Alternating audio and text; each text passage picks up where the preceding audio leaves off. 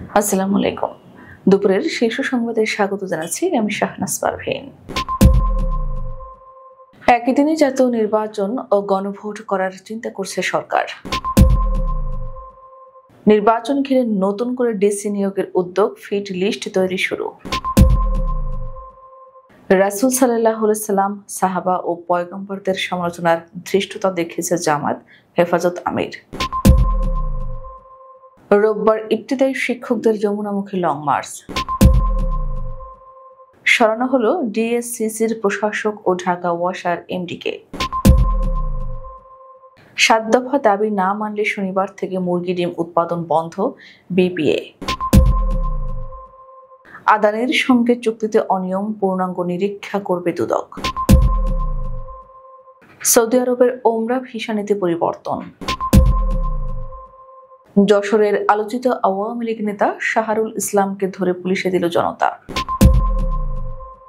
১৫ November থেকে মহানগর ও বিশেষায়িত পুলিশ ইউনিটে নতুন পোশাক। ৩ বিভাগে অতি ভারী বর্ষণের আভাস।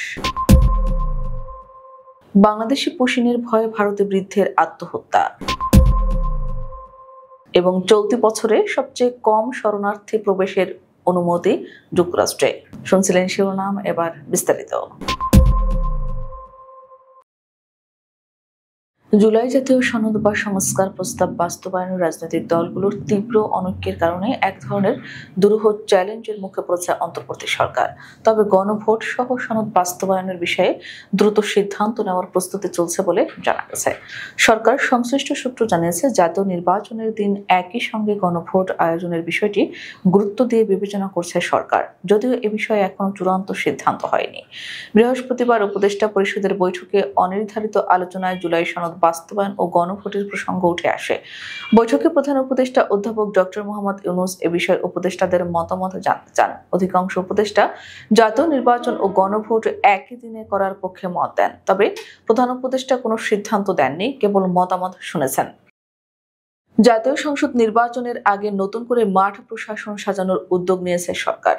তারই অংশ হিসেবে উপসচিবদের মধ্য থেকে জেলা প্রশাসক পদে পদায়নের জন্য নতুন ফিট লিস্ট তৈরি শুরু করেছে জনপ্রশাসন মন্ত্রণালয়। জানা গেছে, জেলা প্রশাসক পদে পদায়নের জন্য ২৯ অক্টোবর ১০ জন উপসচিবের সাক্ষাৎকার নেওয়া হয়েছে। বৃহস্পতিবার ২০ জন উপসচিবের সাক্ষাৎকার নেওয়া হয়েছে, আর ৩১ অক্টোবর শুক্রবার সাপ্তাহিক ছুটির দিনে আরো ১০ জনের সাক্ষাৎকার নেওয়া হবে। যে ৪০ জনের সাক্ষাৎকার নেওয়া হচ্ছে তাদের বেশিরভাগই বিসিএস ২৯তম ব্যাচের কর্মকর্তা। ২৯ অক্টোবর প্রধান উপদেষ্টা অধ্যাপক ডক্টর মোহাম্মদ ইউনূস বিভিন্ন মন্ত্রণালয়, বিভাগ ও সংস্থার কর্মকর্তাদের সঙ্গে নির্বাচনী প্রস্তুতি সংক্রান্ত বৈঠক করেছেন। ওই বৈঠক শেষে প্রধান উপদেষ্টার প্রেস সচিব শফিকুল আলম বলেন, সবচেয়ে ফিট কর্মকর্তাকে সবচেয়ে ঝুঁকিপূর্ণ এলাকায় পদায়ন করা হবে, তবে নিজ জেলা বা শ্বশুরবাড়ির এলাকায় কাউকে পদায়ন করা হবে না। তাদের কোনো আত্মীয় স্বজন নির্বাচনে প্রতিদ্বন্দ্বিতা করছেন কিনা পদায়নের ক্ষেত্রে সে বিষয়ে লক্ষ্য রাখা হবে। হেফাজতে ইসলাম বাংলাদেশের আমির আল্লামা শাহ মুহিবুল্লাহ বাবুনগরী বলেছেন, জামায়াত মওদুদীপন্থীরা রাসূলুল্লাহ সাল্লাল্লাহু আলাইহি সাল্লামের সাহাবাগণ ও আল্লাহর পয়গম্বরদের সম্পর্কে কটূক্তি ও সমালোচনার ধৃষ্টতা দেখিয়েছে। আলেম সমাজ যদি এখনো নীরব থাকে, তবে কিয়ামতের ময়দানে ইলম গোপন করার দায় এড়ানো যাবে না। তিনি বলেন, মুসলমানদের ঈমান আকীদা রক্ষায় আলেম ওলামাদের এখনই সোচ্চার হতে হবে। বুধবার হাটহাজারী উপজেলার হাটহাজারী হাই স্কুল মাঠে আলামী সংস্থার উদ্যোগে আয়োজিত ৩ দিনব্যাপী তাফসিরুল কুরআন মাহফিলের প্রথম দিনে প্রধান অতিথির বক্তব্যে তিনি এ আহ্বান জানান। সব স্বতন্ত্র ইবতেদায়ী মাদ্রাসা পর্যায়ক্রমে জাতীয়করণের সরকারের ঘোষণা দ্রুত বাস্তবায়নের দাবিতে ১৯তম দিনের মতো অবস্থান কর্মসূচি পালন করছেন শিক্ষকরা। রোববার লং মার্চ কর্মসূচি পালন করবেন তারা। শুক্রবার সকাল থেকে তাদের জাতীয় প্রেস ক্লাবের সামনে অবস্থান নিতে দেখা যায়। আন্দোলনরত শিক্ষকরা জানান, আমলাতান্ত্রিক জটিলতা ও প্রতিহিংসার কারণে আন্দোলন অব্যাহত রাখতে বাধ্য হচ্ছেন তারা। বিভিন্ন অজুহাত দিয়ে চাকুরি জাতীয়করণের কাজ ঝুলিয়ে রাখা হয়েছে। সব ইবতেদায়ী মাদ্রাসা ধাপে ধাপে জাতীয়করণ ঘোষণার ৯ মাস পেরিয়ে গেলেও তা বাস্তবায়ন না হওয়ায় পুনরায় আন্দোলনে নামে ইবতেদায়ী শিক্ষকরা। দাবি আদায় না হওয়া পর্যন্ত এই আন্দোলন চালিয়ে যাওয়ার হুঁশিয়ারিও দেন তারা। এদিকে রোববার প্রেস ক্লাব টু যমুনা অভিমুখে লং মার্চের ঘোষণা দিয়েছেন শিক্ষকরা। ঢাকা দক্ষিণ সিটি কর্পোরেশনের প্রশাসক ও ঢাকা ওয়াসার ব্যবস্থাপনা পরিচালক মোহাম্মদ শাহজাহান মিয়াকে সরিয়ে দেওয়া হয়েছে।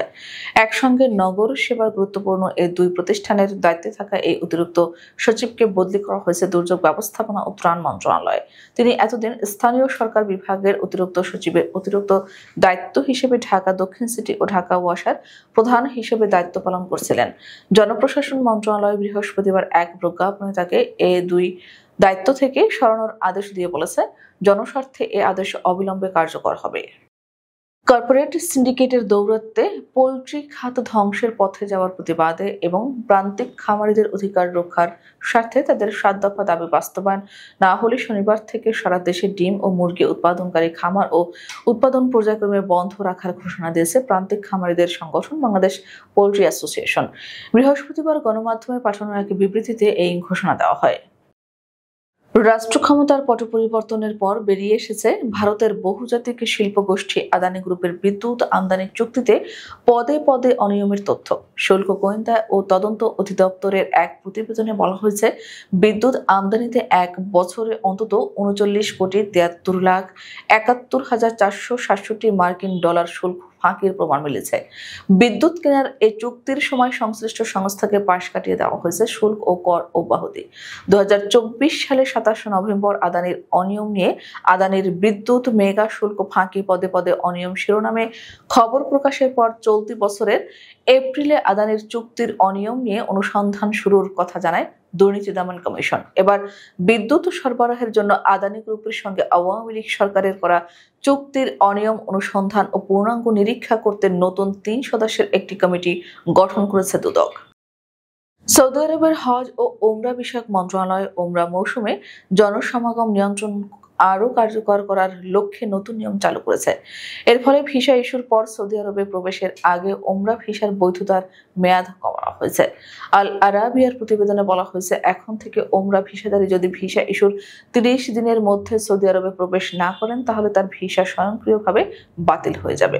আগে এই বৈধতার সময়সীমা ছিল ৩ মাস। নতুন এই নীতিমালা আগামী সপ্তাহে কার্যকর হবে বলে জানা গেছে। তবে সৌদি আরবে প্রবেশের পর হাজিদের অবস্থানকাল ৩ মাসই বহাল থাকবে।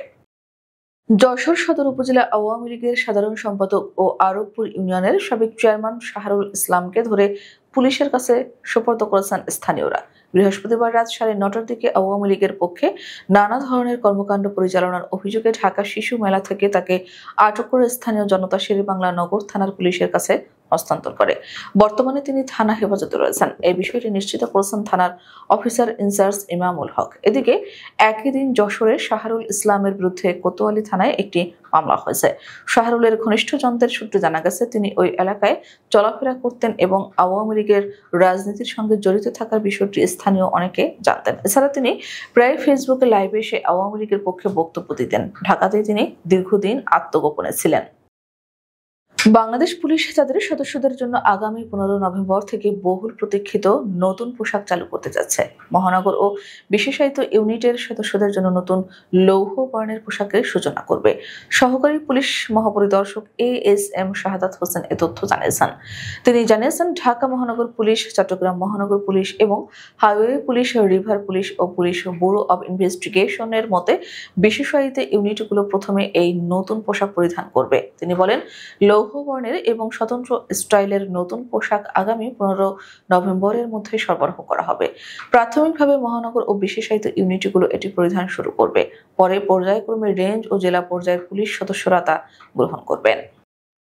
দেশের ৩ বিভাগে আগামী ২৪ ঘন্টায় অতি ভারী বর্ষণ হতে পারে বলে জানিয়েছে আবহাওয়া অধিদপ্তর। এছাড়া সব বিভাগের বিভিন্ন স্থানে কম বেশি বৃষ্টি ঝরতে পারে। শুক্রবার সকাল ৯টা থেকে পরবর্তী ২৪ ঘন্টার পূর্বাভাসে এ তথ্য জানানো হয়েছে। এতে বলা হয়েছে, দক্ষিণ ছত্তিশগড় ও তৎসংলগ্ন এলাকায় অবস্থানরত সুস্পষ্ট লঘুচাপটি উত্তর উত্তর পূর্ব দিকে অগ্রসর হয়ে বর্তমানে উত্তর ছত্তিশগড় ও তৎসংলগ্ন এলাকায় অবস্থান করছে। এটি আগামী ২৪ ঘন্টায় আরও উত্তর উত্তর পূর্ব দিকে অগ্রসর হয়ে লঘুচাপে পরিণত হতে পারে। এই অবস্থায় দেশের ৩ বিভাগে আগামী ২৪ ঘন্টায় রংপুর, রাজশাহী ও ময়মনসিংহ বিভাগের কোথাও কোথাও ভারী থেকে অতি ভারী বর্ষণ হতে পারে। পাশাপাশি রংপুর বিভাগের অধিকাংশ জায়গায়, রাজশাহী ও ময়মনসিংহ বিভাগের অনেক জায়গায় এবং ঢাকা, খুলনা, বরিশাল, চট্টগ্রাম ও সিলেট বিভাগের ২-১ জায়গায় হালকা থেকে মাঝারি ধরনের বৃষ্টি বা বজ্রসহ বৃষ্টি হতে পারে। ভারতের পশ্চিমবঙ্গে উত্তর ২৪ পরগনার পানিহাটির পর এবার বীরভূমের ইসলামবাজার এলাকায় ক্ষিতীশ নামে ৯৫ বছরের এক বৃদ্ধ গলায় ফাঁস দিয়ে আত্মহত্যা করেছেন। বৃহস্পতিবার নিজ মেয়ের বাড়িতে আত্মহননের পথ বেছে নেন তিনি। পরিবারের দাবি, গত কয়েকদিন ধরে এসআইআর নিয়ে আতঙ্কে ছিলেন ক্ষিতীশ। ২০০২ সালের ভোটার তালিকায় তার নাম ছিল না, মূলত তা নিয়েই চিন্তিত ছিলেন। তাকে এই বয়সে আবার বাংলাদেশে পাঠিয়ে দেওয়া হবে ভেবে ভয় পাচ্ছিলেন। মানসিকভাবে অবসাদগ্রস্ত হয়ে পড়ে তিনি আত্মহত্যা করেছেন। যুক্তরাষ্ট্রের প্রেসিডেন্ট ডোনাল্ড ট্রাম্প ২০২৬ অর্থ বছরে মাত্র ৭,৫০০ শরণার্থীকে দেশটিতে প্রবেশের অনুমতি দেওয়ার ঘোষণা দিয়েছেন, যা যুক্তরাষ্ট্রের ইতিহাসে সর্বনিম্ন সংখ্যক শরণার্থী গ্রহণের ঘটনা।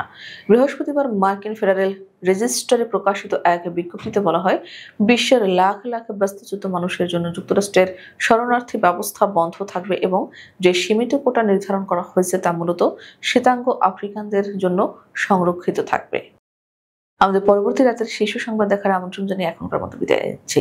দর্শক, ভিডিওটি শেষ পর্যন্ত দেখার জন্য আপনাকে অসংখ্য ধন্যবাদ। নিত্য নতুন সংবাদ পেতে আমাদের ইউটিউব চ্যানেলটি সাবস্ক্রাইব করুন ও নিয়মিত নোটিফিকেশন পেতে বেল বাটনে ক্লিক করুন এবং আমাদের ফেসবুক পেজটিতে লাইক করুন। এছাড়াও আমাদের ভিডিওতে লাইক দিয়ে শেয়ার করুন। আল্লাহ হাফেজ।